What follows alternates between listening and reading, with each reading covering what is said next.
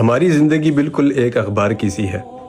وہ اس طرح کہ ایک اخبار نیا چھپتا ہے، پھر وہ شائع ہوتا ہے اور ہر کوئی اس چیز کا خواہش مند ہوتا ہے کہ میں آج کا نیا اخبار پڑھوں اور آج کی نئی نئی سرخیاں دیکھوں۔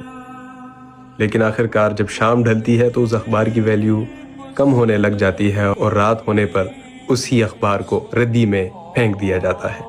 پھر اسی اخبار پر صبح کے وقت مارکیٹ میں سموسے اور پکوڑے رکھ کر گاہکوں کو دیے جا رہے ہوتے ہیں۔ بالکل اسی طرح ہم اس دنیا میں آتے ہیں، شروع میں تھوڑا چرچا ہوتا ہے، لوگ خوشیاں مناتے ہیں، لیکن جیسے ہی زندگی کی شام ڈھلتی ہے تو لوگ ہم سے دور ہو جاتے ہیں۔ پھر جب ایک انسان فوت ہو جائے تو اسے اپنے ہی گھر والے قبر کے اندر ڈال کر چلے جاتے ہیں۔ 2-3 دن کا رونا دھونا ہوتا ہے اور پھر وہ ختم ہو جاتا ہے۔ جیسے کل کے اخبار کی کوئی ویلیو باقی نہیں رہتی، اسی طرح دنیا سے گئے ہوئے کسی انسان کی کوئی ویلیو باقی نہیں رہتی۔ اس کی زندہ مثال ایک یہ ہے کہ آپ اپنے دادا دادی کو ہی دیکھ لیں کہ آخری بار آپ ان کی قبر پر کب گئے ہوں گے۔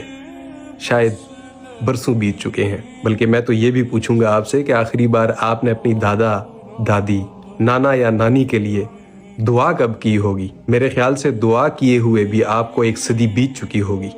تو جیسے آپ اپنے دادا دادی یا نانا نانی کو یاد نہیں رکھ رہے، بالکل کل کے اخبار کی طرح، تو اسی طرح جب ہم بھی اس دنیا سے چلے جائیں گے تو ہم بھی کل کے اخبار کی طرح بھلا دیے جائیں گے۔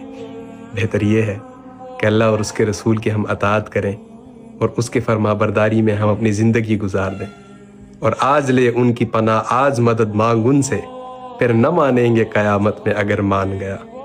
شفیع و حاکم و مختار ماننا ہے تو مان ان کو دنیا میں، حشر میں سب کچھ دیکھ کر مانا تو پھر کیا مانا۔